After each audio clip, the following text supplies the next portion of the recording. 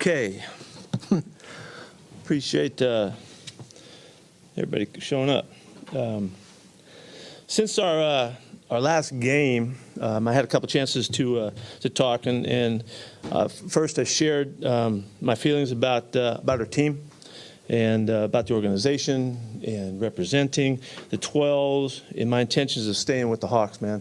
And that was true to the bone. And I want to make sure that that's clear as things have shifted so quickly in most people's perspective. It's been an honor and a thrill to be part of this program, and I've loved every minute of it. And you've watched me love it, in particular. And it's exciting that there's such a future here, and you can see it. And we know what's happening, and it's bright, and the club's got great places to go, and there's great chances. It don't ever happen automatically. There's a lot of work to be done and all of that, but the future is bright. And following our season-ending meetings with ownership in the planning sessions, it's clear that, and for a variety of reasons, we have mutually agreed to set a new course and for the club to take on new leadership. And that's just a decision that's been made, and there's a lot that went into that and a lot that went behind that. And for all my guys, I think you know how much I probably competed for our perspective and our standpoint and all of that. I freaking didn't back off for an instant. And what's going to happen now is the process will start to get new leadership here, and then that'll be on Johnny's docket. He's going to get after that and make that happen with help of ownership and all that, and we'll be supporting them as much as possibly can happen so that they can do a great job with it. I'm so grateful to the coaches that have been with us for so many years. Also, all of the coaches that have been here for the years before that put up with my stuff and found way, to bring it to life daily, and I have great gratitude for that. Really, it was really, and I go to it's not just the dedication and the loyalty, it's the freaking juice. It's bringing it. And I asked a lot of them, and they were good at it, and I appreciate that a lot. I'm so sorry. I'm so heartfully sorry for the families. Y'all don't realize how deep this runs. It's just going next coach, next staff, what's going to happen, what's the future and all that. There's people in this thing, and it breaks my heart that so many people get shocked and adjusted and surprised and all of that, and the children, and we have so many kids in this organization that we love so much and we celebrate whenever we get our chance. It breaks my heart that we're dealing with that, but that is what happens, and that's part of this business and part of a lot of businesses. It's not unique just to us. To the players that have been part of this thing, you don't probably know this, how deeply I feel about the NFL is about the players. And we've not recognized that to my satisfaction. I brought it up at the league meetings a few years ago and probably surprised some people about it. But this league is about the players. And without those guys doing what they do, there's nothing. It isn't about the ownership. It's not about the coaching. It's not about the color of the uniforms or going to the stadiums. It's about those guys doing what they do and putting their body on the line so regularly. And it's not just a statement. It's real. We should always, in my opinion, understand that we should celebrate those guys because they are the NFL. They are this game that we love and the game we get to coach. Who would I be coaching, And I have a lot of thoughts about that, but I really do appreciate it. And to see some of our guys here today, it means the world. It means the world. I want to remind us, I guess, one time about the work. Yeah, tons of work. Dedication, all that hard stuff that we do with coaches and players to get to what we can get to, but it's really always been about the fun. And Wags, you've always been the guy that always reminds us that if you ain't doing it right, you're not having any fun at all. And I appreciate you keeping me connected to that. It's pretty inherent to me too. We're birds of a feather in that regard. But I also, Bobby, is I appreciate you and T-Lock and Gino that have kept me connected to our former players. That's a really important part of this relationship of being a coach, and particularly in this program where we've been there for so long and so many souls have come through. Having you guys with me all the way through this time, And I always feel like I'm a little bit connected to those guys. And I don't ever want to lose that connection because I'm so indebted to all of the time we spent and the things that we did. I'm so proud of really seeing the young men grow up and take off in their lives and doing their things and owning businesses and families and kids and the whole thing. It's a great joy for a coach. But I appreciate you keeping me connected to that. I got to thank Jody and unfortunately Paul not, but the family was really classy at all times, and they supported what we were doing. I felt the support faithfully throughout, and grateful for that. It's a nice relationship here with the ownership, and it's as good as you can get from my perspective. Maybe harder on personnel guys sometimes, Johnny, but always so good. And to Johnny Snyder, way back in the day when I first got the job here, they wanted to know if I wanted to be the general manager. And I said no, but I'd like to hire him. And Paul said okay, and we got John on board. And from the first moment that we really, okay, now we're going to do this, we stepped off to the side, and I gave John a big hug. I said, we're getting married, dude, and I'm going to help you be the greatest general manager in the history of the league, if I could. And you took 14 years to get to it, and I'm so proud. I'm so excited for you to have this opportunity. It's going to be cool, and it's always been a great marriage, and it's just unforgettable, and I'm just so grateful for that. And going forward, I'll be your biggest fan now, dude. I'll be there. I'll be right there for you. I've been blessed with like the rarest of best friends and mentor, loving partner, the angel in my life.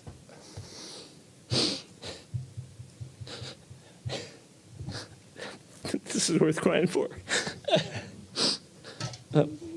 Glenda, nobody would ever understand how significant she's been through all of the stuff that we've been through, and how important she is. As she's just been the angel in my life, and I owe you everything. My boys, Brendan and Nate, you guys would have no idea how valuable they've been to me, because they were the ones that would give me all the crap about what I was doing wrong or what I was screwing up. They were harsh, and their critiques were rash, and the whole thing, it was perfect because I needed that loyalty, and they were the epitome of it for me, and so I'm forever grateful. They know, but I don't mind saying it to you, because it's hard to be that deeply loyal. It's hard to tell people what they don't want to hear and what they need to hear, and it's rare to have people around you that were willing to do that, particularly when you get in this kind of position, and it's so necessary to do well and do right. So fellas, I love the hell out of that. Jamie and the crew, my daughter and all our husbands and wives, and our 7+ kids. We got one on the way coming in April, making Glenn and I the proudest grandma and grandpa you can be. Really grateful to those kiddies that put up with grandpa's crazy stuff, because you can imagine I'm a pretty whacked out grandpa. And I just want to say this, that one of the things I'm most proud of in getting here is way back in the day when I called Tater and said, hey, we got a chance to go to Seattle, man, and how about we take a shot and get up there, and maybe 2-3 years they'll give us a chance, and then they'll kick us out of here, and we'll see what happens, But I'd like to take the culture that we had at SC and see what happens. And he said, hey, of course, Tater is always on board. Heck yeah, let's go. And 14 years later, man, we're both still shocked by that, but we're grateful for it as well. But what I am most proud of is that we took a culture that we developed there in those college days and came here to see if you cared for people deeply and you loved them for who they were and tried to find the extraordinary uniqueness that made them them, and celebrate that, and not try to make them something that they're not, and not to try to expect them to be something other than that, but try to see if we can capture that extraordinary uniqueness that they had, and celebrate that with them. Let's see what happens. Well, at SC, we killed it. And we came up here, and overall, we've been successful for a long time. I didn't think any way that this would happen like this. I didn't have that vision. But I'm grateful for it, because what we have here, we have an extraordinary culture. And I'm really proud of that. The guys that are here know. Guys that come here and leave know. Guys that haven't been here before and they show up here, they're shocked. And really, that happens because you guys continue to celebrate it and keep it going, and I'm able to keep calling on you guys to illustrate what it's all about. And this is a very special place because of all of that, and I'm grateful for that. The one last part of that I wanted to say is that what it's always been behind the culture is trying to help people find their best, and one person at a time. And it works. It's real. And you can feel it. And I'm really grateful for that. So we learned something here. It was a total experiment. It was a dictator. We had no idea. But you guys are examples of how that worked out. So I love you and appreciate that. So that's it for now. And I'm freaking jacked. I'm fired up. I'm not tired. I'm not worn down. You guys tried your best. You didn't wear me out. It's the end of the season. I'm supposed to be, go lay on a cot somewhere. I ain't feeling like that. And, there's what's coming. I don't know. I got no idea. And I really don't care right now. But I do. I'm excited about it because there's a lot to learn. There's a lot to study. There's some great discoveries that are going to come our way. And as my all-time mentor, Bud Grant, said, not in so many words, there's rivers to wade, there's waves to catch, and there's mountains to hike.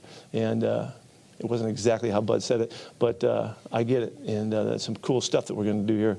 And I look forward to all that. So with that, go. What do you got? The statement indicated that you're still going to be around the organization. You've still got some work to do here. What does that entail?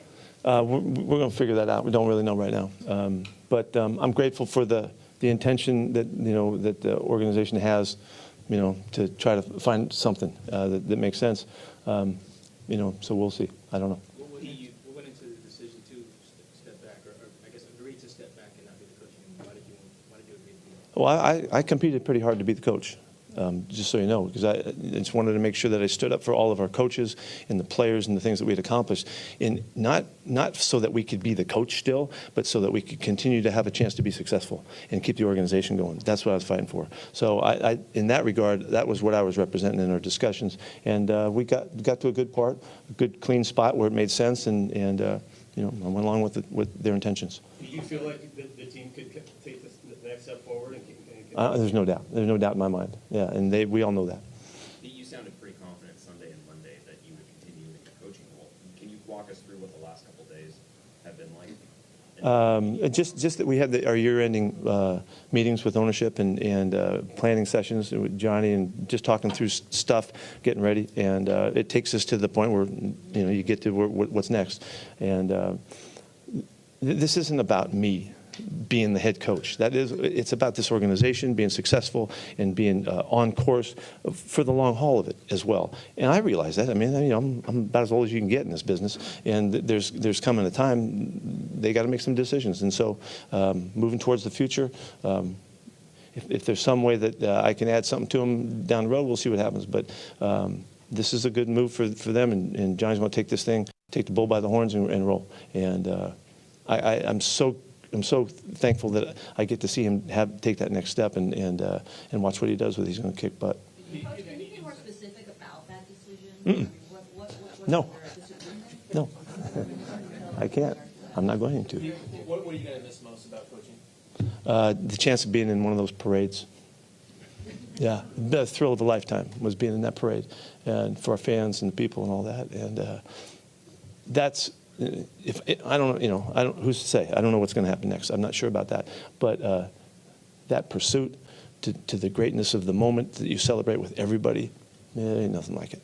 So it's worth fighting for. If the right opportunity to become a head coach? We'll have to wait and see. Today's about today. I don't know that. What was different between your vision and theirs? That's what I'm not sharing. It wasn't because, it wasn't special to you, no. Back in 2010, before you even in coaching games. 2010, okay. So you said you wanted to disprove the idea that you can't have fun coaching football at this level while still competing like crazy in the game. How much pride do you take that you were able to do it the way you wanted? It wasn't very hard. It wasn't very hard for us, and I mean, that's just been the way we've always done it. But it's been mistaken and misunderstood, I think, a lot, that, we missed the point, and, we don't realize the sincerity of it. That ain't what's happening around here. That's not how we do it. There's plenty of room to have the fun if you have an eye for it and if you appreciate it, and that's why Bobby is so important as one of the players that always reminds us, if we're not having fun, we're missing it, and I've said it, if we're not having fun, I'm totally screwing up. That's what I've always felt. And so, it's a constant. It's part of it. It's part of making the environment that you work in alive and sometimes uncertain. You don't know what to expect from what's going to happen next. It's like going. Okay, well, keep going. It's like going into your high school class. Maybe it was a history class, and you had a teacher that was really unique. The music was playing, or there was something going on, and you could hear it as you're walking down the hall, and you couldn't wait to see what was going on that day. That's what this learning environment was supposed to be like. That every day you had to come in, and you didn't know what was going to happen, and because I needed to keep you at the very peak of your awareness and focus and all that. So that was just part of it. Was there a moment or a game or a player that you knew that approach had taken hold, and you knew That's that it good. was working? That's a good question. No, I don't know that, Jen. I don't know that there was a moment. There was times back in the day. I realized back at SC, that we had something special, and because we were continuing to, we won so much they ruined me for life. It's hard to imagine when you can win 3 straight years, every game, keep coming back, summer times, the off season, all that stuff, and it wrecks you. I did want to say this too. There's never enough wins. There's just never enough. You win 15, you won 16. You won 16, you won 17. You won them all. And that's it's a curse, but it's also the blessing because it drives you in such manner. So. But was there something in the NFL, like when you got to this team, where you knew that your approach had taken hold? Let's give this the moment. If there's a moment, it was when we had the opportunity to play New Orleans. We're 7-9, and everybody's dogging us and all that about, you don't deserve to be there, and they're the world champions, and then we beat them right here, and we beat them in fashion, in style, and I think that was because we were talking like we were going to win that game, and nobody else thought we could ever win that game, and we went out there and put together, an effort that separated us, I think, and we were never the same from that point forward. So thank you for reminding me about that. How were you able to keep the culture evolving then through all the years after you established? No, you better ask these guys. I don't know. It's constant. It's a constant competition for me, and just like everything else is. And so you compete on a regular, everyday basis. Brian Ayers and I trying to figure out what's next for the guys. How can we keep them going? And whether it was contests or shoot-offs or safe places or whatever it took, to just find ways to make it interesting and keep them guessing.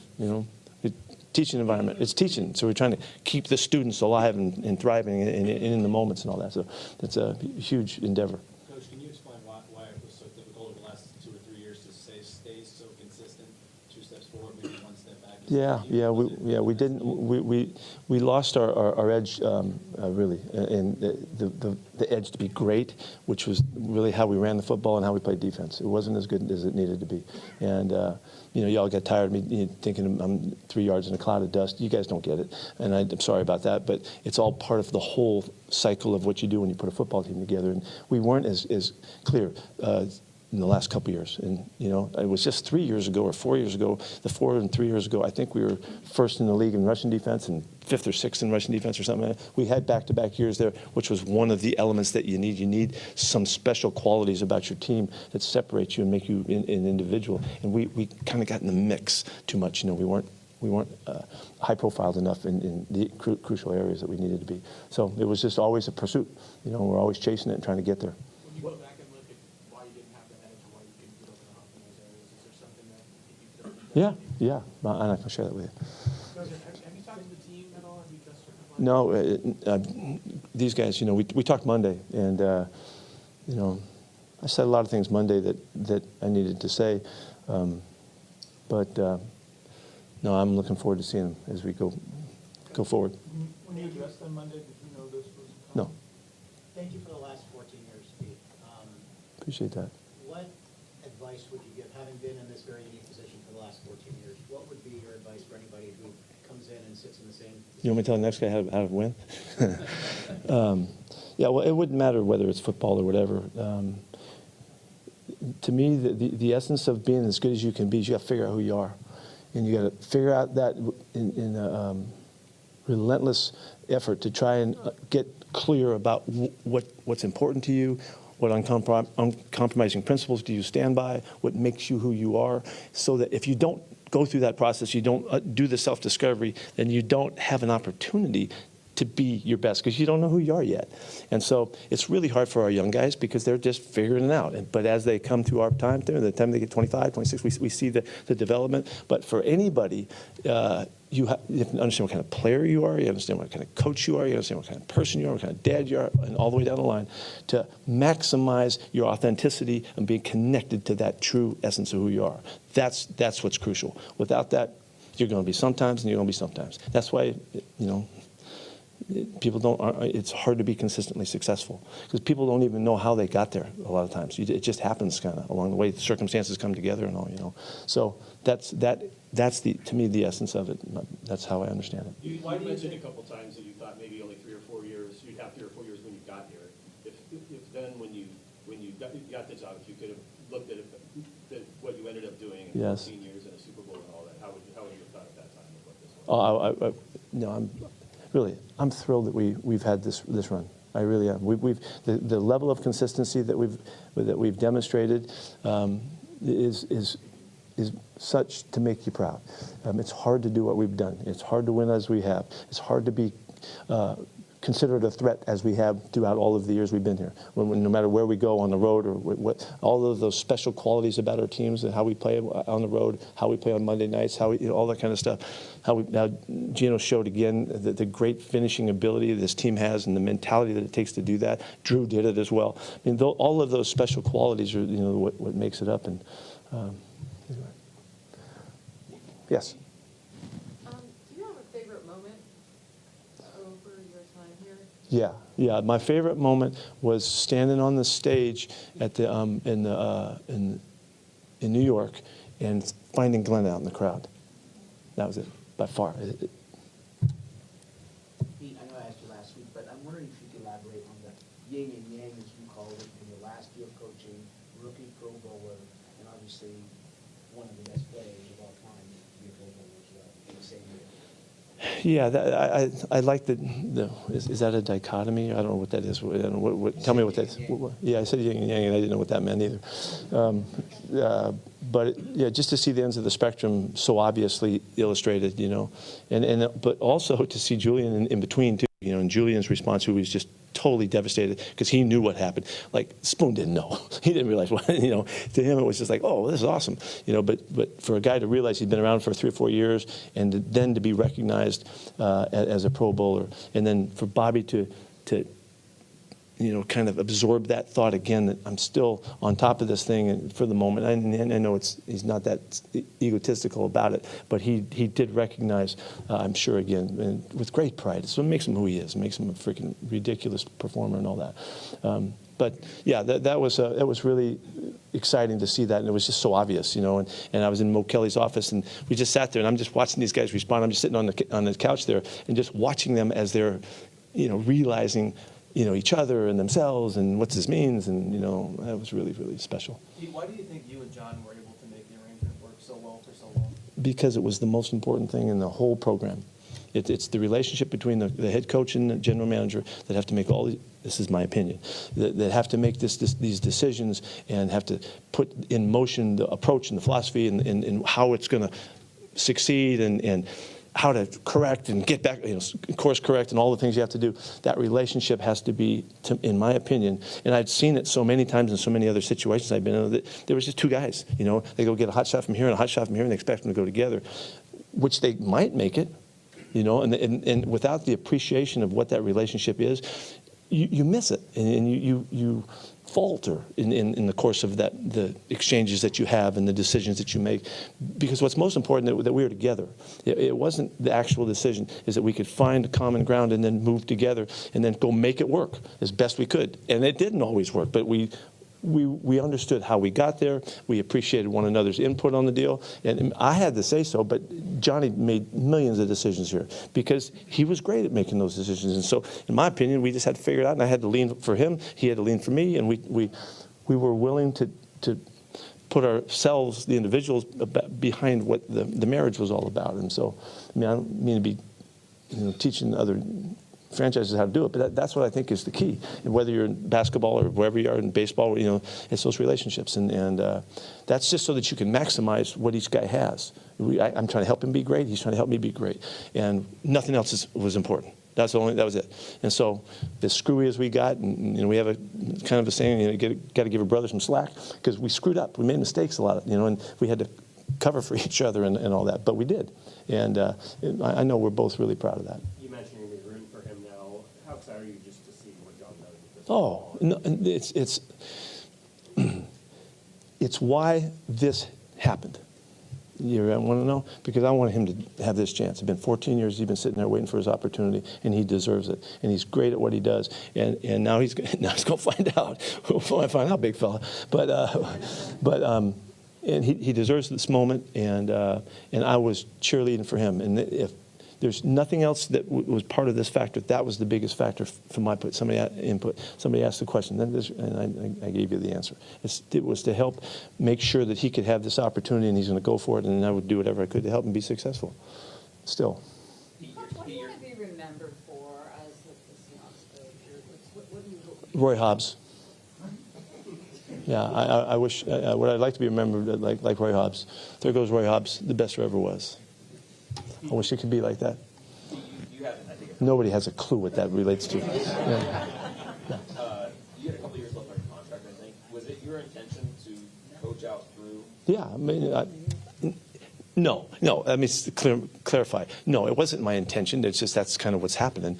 But I always thought we would maximize, and we would always go to the next. And David Brooks taught me a long time ago about the 5-year plan. Keep looking ahead 5 years. Each year you go 5 instead of looking at what am I going to do at the end of this year. That there's always 5 years out there, and it gave me a perspective well back in time that helped me understand how to keep projecting and not be so short-term dependent on and judgmental.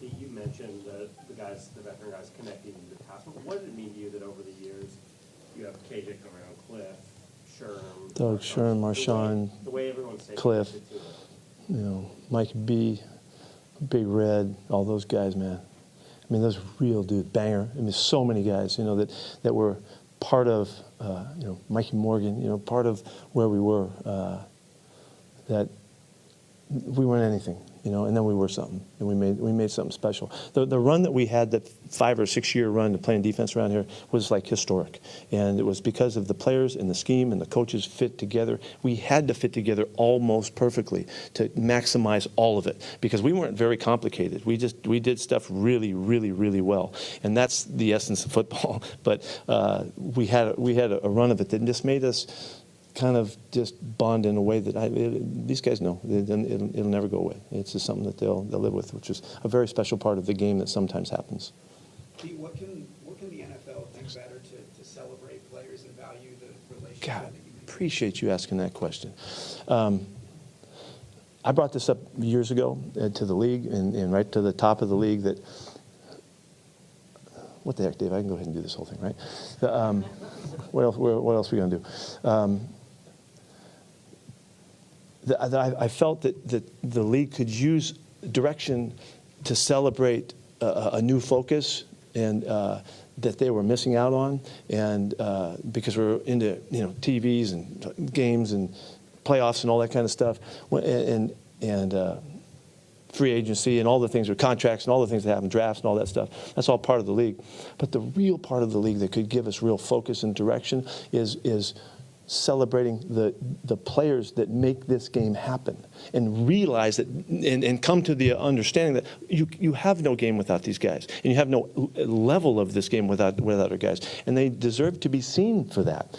What does that mean? Well, you're going to look after them. You're going to take care of them. You're going to see them through their careers the best way you can, make the decisions that always support their health and their welfare and their well-being and all of that. That's part of it. But then as they come out of their careers, what are we doing for them? Do we let them go and now they're on their own? Or do we celebrate them from now on? Was it not worth a lifetime of support for those guys, and whatever that means? And there were so many ways to do that.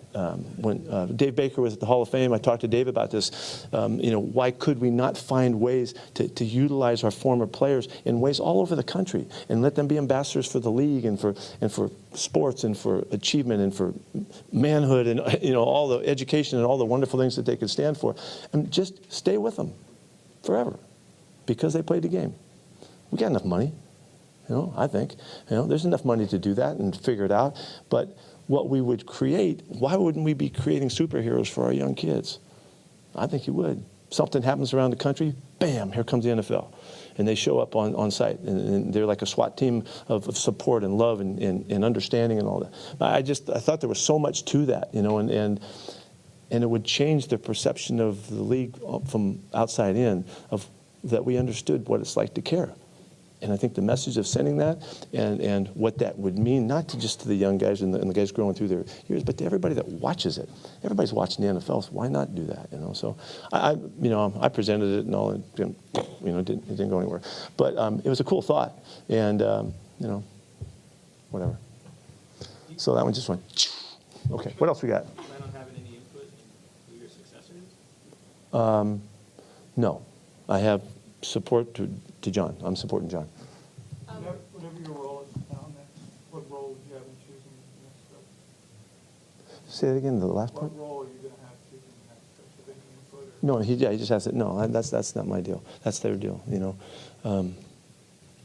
What advice, you had this perfect memory, what advice would you give to a coach entering your role working with John?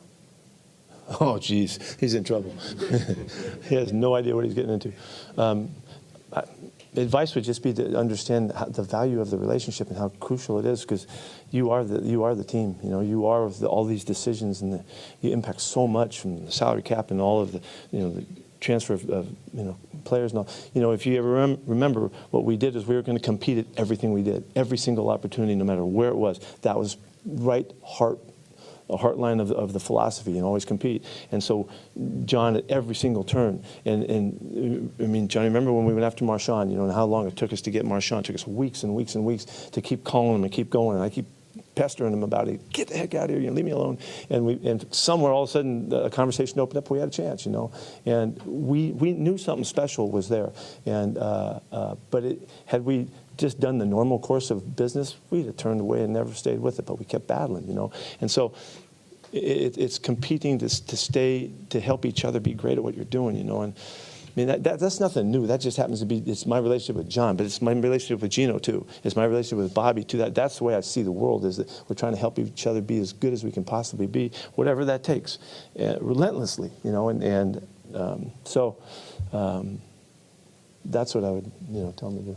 Maybe this is unfair to ask, but do you have any? Probably is. Do you have any regrets about anything from the last 14? Yeah. Oh man, there's so many games. There's so many games. It's the games. I mean, let's look at this season.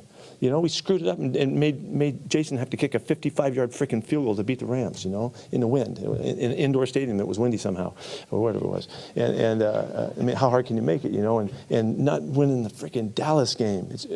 Think of all the games we won in the exact same scenario. I think it's 3rd and 2 on about the 35 or something like that. We don't make that one. We don't make the 4th and 2. We let them off. We had them in our minds, and it just got away. So I regret that. But there's millions of games. That's what I'm saying. There ain't enough wins. As a coach, there's not enough wins, and we know right now there's not enough wins this season, and it's a big challenge about doing this work. If the Bears had won, you guys had got in again, do you think you'd be in this position? Not today.